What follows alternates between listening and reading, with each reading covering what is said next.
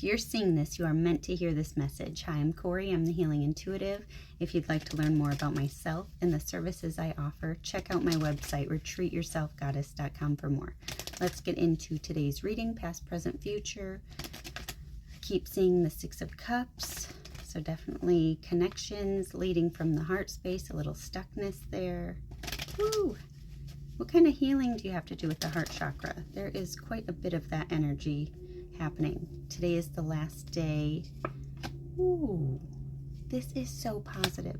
This is the last day before we shift from Taurus into Gemini season. So take a deep breath. We are moving into air energy, a lot of shifting movement, traveling, communicating. It's just the vibe of Gemini season. So see where you have Gemini in your chart. Yes, it's in your chart somewhere. Bottom of the deck, we have the Knight of Wands, lots of action being taken, excitement, kind of passionate energy. You're creating your own reality. So past position, the happiest card in the deck, we have the Sun card. Things happening for you, something to be joyful about. Happiness and total joy is just pulsing through you. Like things you enjoyed as a child, you're doing it more often. You're going and playing. You're taking things more lighthearted. You weren't taking life so seriously, right? Like you just found laughter and joy, and you didn't have all the responsibilities weighing you down all the time. It wasn't your main thought.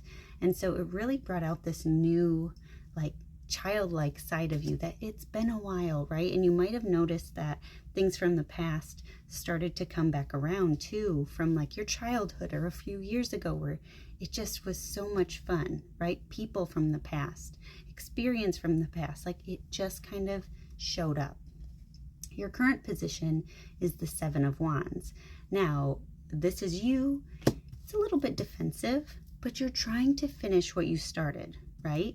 Like you have this face of like, back up, those angry brows. Don't come at me.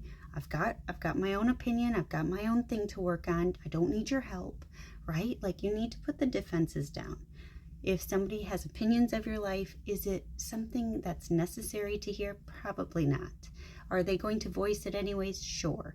But do you have to allow them to tell you? No.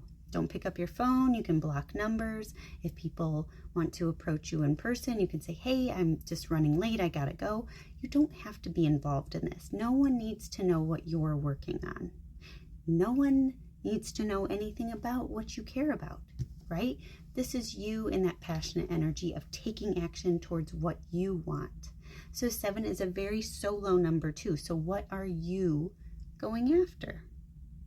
What are you working towards? What are you giving so much energy to that other people, you don't want their input, their anything. You just want to do you, right? At the end of the day, you know what you enjoy and you don't want anyone to talk you out of it. And so it's also kind of like you're almost to that 8 of Wands where you can just take what you've done and learned and experienced and run with it, right? So it goes from a 7 to an 8 eventually. So you're still like getting all those little pieces together. You don't need any interruptions.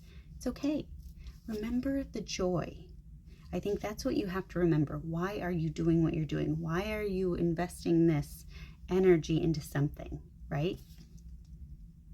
Then we take it to the Hermit as your future card. So this is a 6. So we're doing a 7 to a 6. This is that inner knowing. This is that inner guru.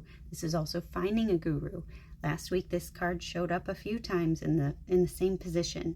So it's a big emphasis. It's also a major arcana. We're starting and ending the reading with a major arcana here.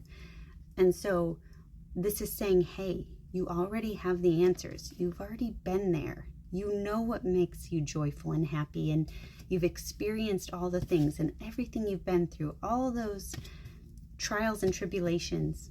You can look at what you've actually done and learned and start to incorporate it into where you're heading, right? What can you take action towards? What have you learned already? What can you put and implement into your life? Is it a new behavior? Is it a new pattern? Is it a new routine? What is it that can change your outlook, that can change the outcome? so you can take more movement, right? This is all about that heart chakra space. That 6 is all about, what do you love?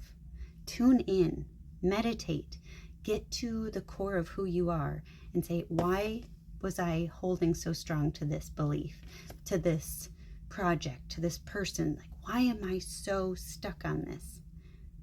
Because the past is going to make its appearance in some way, right? But you need to remember your why. What is your why? And on top of that, you need to take action towards what you want more of in your life. And you get to look within and be totally honest and truthful with yourself and say, what is worth my time? What do I need to learn more of? What do I want to go back to school for? What do I want to go and, take self-starter courses? What brings me joy? What do I need to do? What group fits I'm giving tons of examples. What group fits who I am today, right? What's wrong with my dating profile? Whatever it is, you get to look back and go, okay, if I can fix it, I can take action towards making that change. And remember the joy, that childlike energy. That is what gives it the energy you need to make more momentum.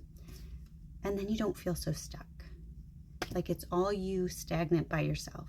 This is where the shift starts to happen and you take that exciting turn, because you're turning within to figure out what you truly want without. So with that, I am sending you so much love. Bye for now.